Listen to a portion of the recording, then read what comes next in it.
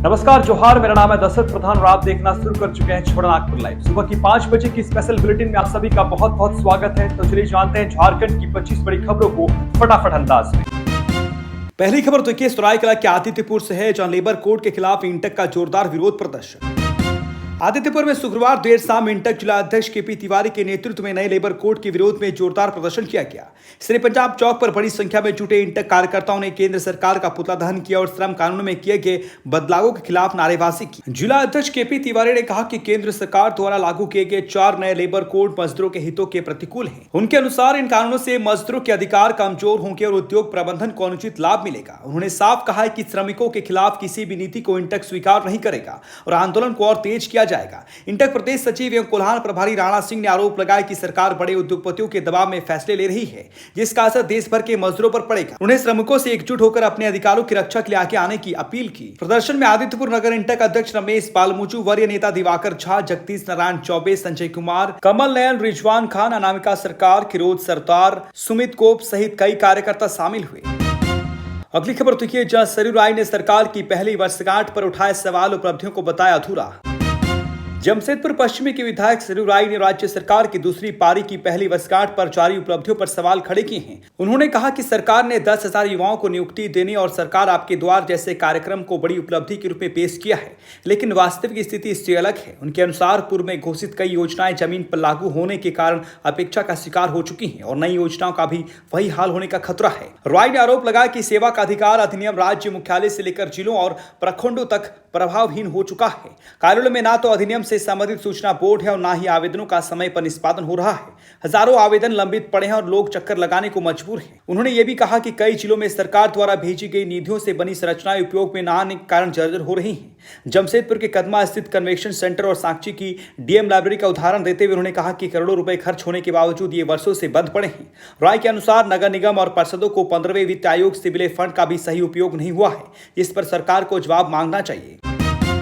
अगली खबर तो जहां कांड्रा स्टील प्लांट में मजदूर नेता पर जानलेवा हमला, एफआईआर दर्ज कराने को दिया आवेदन, सीसीटीवी में कैद हुई पूरी घटना। खबर सरायकेला खरसवां से है, जहां कांड्रा स्थित MS amalgam steel and power limited में मुआवजा को लेकर चल रहे शांतिपूर्ण आंदोलन के बीच एक बड़ा और गंभीर मामला सामने आया है। जोहार झारखंड श्रमिक महासंघ के महामंत्री राजीव कुमार पांडे ने कांड्रा थाना प्रभारी को आवेदन देकर आरोप लगाया है कि 27 नवंबर की रात कंपनी के कुछ वरीय अधिकारियों और सुरक्षा कर्मियों ने उन पर लाठी डंडों से जानलेवा हमला किया। इस घटना में राजीव गंभीर रूप से घायल हो गया और उनके सिर में कुल 7 टांके लगने की बात कही गई है। मामला मूलतः मृतक मजदूर मनीष कुमार वाजपेयी के परिजनों को उचित मुआवजा दिलाने को लेकर था। दोपहर 3 बजे से आंदोलन जारी था, जिसके बाद कंपनी और संवेदक की ओर से परिवार को 6 लाख का चेक भी सौंपा गया। आवेदन के अनुसार रात 10:35 में कंपनी परिसर के अंदर से कुछ लोग बाहर आए और राजीव पर हमला कर दिया। जिन व्यक्तियों पर हमला करने का आरोप लगाया गया है वे हैं आरएन प्रसाद वरीय महाप्रबंधक, Taraknath Tiwari security head, Tejpal Singh HR head, Bappa Patro, अन्य 4-5 अज्ञात व्यक्ति। अगला खबर तो रांची से है, जहां उत्तम ज्वेलर्स में चोरी, नाइट गार्ड को बंधक बनाकर चोर ले गए लाखों के जेवर। रांची के बेड़ो थाना क्षेत्र में बीती रात एक सुनियोजित चोरी की वारदात ने पूरे इलाके में सनसनी फैला दी है। स्थानीय बाजार स्थित उत्तम ज्वेलर्स में अज्ञात चोरों ने धावा बोलकर लाखों रुपए की कीमती जेवरात और नकदी चोरी कर ली। घटना को अंजाम देने से पहले चोरों ने दुकान की सुरक्षा में तैनात नाइट गार्ड को काबू में कर लिया और उसके हाथ पैर बांधकर बंधक बना दिया, जिससे वो मदद के लिए आवाज तक नहीं उठा सका। जानकारी के अनुसार चोर दुकान के पीछे वाले हिस्से से अंदर घुसे और शटर तोड़कर दुकान में प्रवेश किया। पूरी घटना इतनी व्यवस्थित और शांत तरीके से की गई कि आसपास के लोगों को रात भर कोई भनक नहीं लगी। तड़के करीब 3:30 में चोरी होने का अनुमान लगाया जा रहा है। सुबह आसपास के लोगों ने दुकान का शटर टूटा देख इसकी सूचना तुरंत पुलिस को दी। पुलिस टीम मौके पर पहुंचकर पूरे मामले की जांच में जुट गई है। फोरेंसिक टीम को भी बुलाया गया है ताकि चोरों के छोड़े गए निशान जुटाए जा सके। प्रारंभिक जांच में यह सामने आया कि यह दुकान से कई तरह के सोने चांदी के जेवरात और नकदी गायब है, जिनकी अनुमानित कीमत लाखों में बताई जा रही है। पुलिस अब सीसीटीवी फुटेज और स्थानीय सुरागों के आधार पर चोरों की तलाश शुरू कर चुकी है। अगली खबर देखिए, जहां कोहली पंत ने धोनी के घर पर डिनर किया, माही ने खुद विराट को घर छोड़ा। रांची के दुर्बा स्थित जेसीसी स्टेडियम में 30 नवंबर को होने वाले वनडे मुकाबले से पहले टीम इंडिया के सभी खिलाड़ी रांची पहुंच चुके हैं।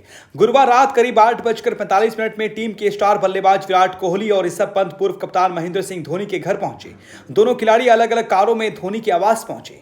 धोनी के घर के बाहर जैसे ही उनकी गाड़ियां आई, फैंस की भीड़ जमा हो गई।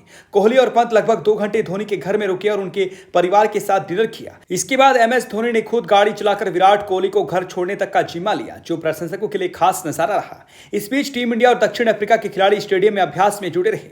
भारतीय खिलाड़ियों ने नेट प्रैक्टिस में काफी समय बिताया। विराट कोहली ने back foot punch, short of length गेंद पर पुल शॉट और स्पिनर्स के खिलाफ कवर ड्राइव पर विशेष ध्यान दिया। रोहित शर्मा ने स्विंग गेंदों पर फ्रंट फुट डिफेंस, पिकअप, पुल और स्लॉग स्वीप की कई बार प्रैक्टिस की। अभ्यास के दौरान स्टेडियम में उपस्थित प्रशंसकों ने खिलाड़ियों की मेहनत और प्रैक्टिस का भरपूर आनंद उठाया। टीम इंडिया का मूड मैच से पहले शानदार दिखा और खिलाड़ियों की तैयारियों से फैंस उत्साहित हैं। अगली खबर देखिए, जहां स्वास्थ्य मंत्री इरफान अंसारी का विवादित बयान, अस्पताल सुरक्षा पर उठे सवाल। धनबाद जिले के सबसे बड़े सरकारी अस्पताल SNMMCH के सर्जिकल वार्ड में 19 नवंबर की देर रात सीआर घुस जाने से हड़कंप मच गया था। वार्ड बॉय ने जब सीआर को देखा तो उसने मरीजों से लाइट जलाने को कहा। जैसे ही रोशनी हुई, सीआर तेजी से भाग निकला। किसी के घायल न होने की वजह से गनीमत रही, लेकिन इस घटना ने अस्पताल की सुरक्षा व्यवस्था पर गंभीर सवाल खड़े कर दिए हैं। इस मामले पर गोविंदपुर में एक निजी अस्पताल उद्घाटन कार्यक्रम के दौरान स्वास्थ्य मंत्री डॉक्टर इरफान अंसारी से सवाल किया गया। मंत्री ने कहा कि अस्पताल में बाघ अगर कोई घुसा दे तो उसकी जवाबदेही मेरी नहीं है, डॉक्टर की भी गलती नहीं है। शहर में बाघ आ जाता है, गांव के अस्पताल में सांप चूहा निकलता है, इसमें डॉक्टर क्या कर सकता है। उनके इस बयान ने सोशल मीडिया और राजनीतिक गलियारों में चर्चा तेज कर दी है। मंत्री ने साथ ही राज्य की चिकित्सा व्यवस्था सुधारने की योजनाओं का भी उल्लेख किया। उन्होंने कहा कि धनबाद में जल्द ही एक और मेडिकल कॉलेज का शिलान्यास होगा और 11 साल पहले बने सुपर स्पेशलिटी हॉस्पिटल को शुरू करने की प्रयास जारी है। मौजूदा SNMMCH की सर्जिकल इमारत को पूरी तरह तोड़कर नया भवन बनाया जाएगा। इसके अलावा राज्य में 3 नए मेडिकल कॉलेजों की योजना बनाई जा रही है, जिसमें धनबाद को भी एक नया मेडिकल कॉलेज मिलेगा। अगली खबर देखिए, जहां जमशेदपुर में अवैध हथियार के साथ युवक गिरफ्तार, जेल भेजा गया। जमशेदपुर के बिष्टुपुर स्थित साउथ पार्क चिन्मया स्कूल के पास पुलिस ने अवैध हथियार के साथ घूम रहे युवक आदित्य झा उर्फ सन्नी को गिरफ्तार किया है। वो बागबेड़ा का रहने वाला है। पुलिस ने उसके कब्जे से एक देसी पिस्तौल, 3 जिंदा कारतूस और एक मोबाइल फोन बरामद किया है। गिरफ्तारी के बाद आरोपी को जेल भेज दिया गया है। सिटी एसपी कुमार शिवाशीष ने प्रेस कॉन्फ्रेंस में बताया कि गुप्त सूचना मिलने पर डीएसपी के नेतृत्व में छापेमारी टीम ने क्षेत्र की घेराबंदी कर आदित्य झा को दबोच लिया। तलाशी के दौरान उसके पास से हथियार और कारतूस बरामद हुए। जांच में यह भी पता चला कि आदित्य झा के खिलाफ विभिन्न थानों में कुल 6 आपराधिक मामले पहले से दर्ज हैं। प्रारंभिक पूछताछ में उसने स्वीकार किया है कि वह हथियार बेचने की तैयारी में था और पकड़े जाने पर फरार होने की कोशिश करने वाला था। पुलिस ने बताया कि गिरफ्तारी एक दिन बाद हुई है, जब एसपी ने क्राइम कंट्रोल बैठक में अवैध हथियार रखने वालों और असामाजिक तत्वों के खिलाफ सख्त कार्रवाई के निर्देश दिए थे। घटना से स्पष्ट हुआ है कि पुलिस गुप्त सूचनाओं और तत्परता के माध्यम से अपराधियों पर नजर रख रही है। अगली खबर देखिए, जहां जमशेदपुर पूर्वी विधायक पूर्णिमा दास साहू ने मुख्यमंत्री हेमंत सोरेन से की शिष्टाचार भेंट। जमशेदपुर पूर्वी से भाजपा विधायक पूर्णिमा दास साहू ने आज मुख्यमंत्री हेमंत सोरेन और पार्टी नेता कल्पना सोरेन से मुलाकात की। यह मुलाकात मुख्यमंत्री के आवासीय कार्यालय में हुई और इसे शिष्टाचार भेंट के रूप में पेश किया गया। मुलाकात के दौरान दोनों पक्षों के बीच अनौपचारिक बातचीत हुई। सूत्रों के अनुसार पूर्णिमा दास साहू ने अपने क्षेत्र की कुछ स्थानीय समस्याओं को मुख्यमंत्री के समक्ष रखा। हालांकि भेंट का स्वर शिष्टाचार और सौहार्दपूर्ण बताया गया, लेकिन राजनीतिक और विकास संबंधी मुद्दों पर चर्चा की संभावना भी रही। इस अवसर पर अधिकारियों और संबंधित कर्मचारी मौजूद रहे। विधायक पूर्णिमा दास साहू ने मुलाकात को अपने क्षेत्र के हित में सकारात्मक कदम बताते हुए कहा कि इस तरह की बैठक क्षेत्रीय समस्याओं के समाधान और प्रशासनिक सहयोग को बढ़ावा देती है। मुख्यमंत्री हेमंत सोरेन और कल्पना सोरेन ने विधायक को स्वागत करते हुए कहा कि सरकार सभी जनहित के मुद्दों को गंभीरता से लेती है और स्थानीय विकास के लिए आवश्यक कदम उठाई जा रही है। इस मुलाकात को स्थानीय प्रशासन और जनता के बीच संवाद और क्षेत्रीय समस्याओं के त्वरित समाधान की दिशा में एक सकारात्मक पहल के रूप में देखा जा रहा है। बड़ी खबर की इस खास बुलेटिन से जुड़े रहने के लिए आप सभी का बहुत बहुत धन्यवाद। चैनल को सब्सक्राइब कीजिएगा, वीडियोस को लाइक कीजिएगा और शेयर जरूर से जरूर कीजिएगा। धन्यवाद।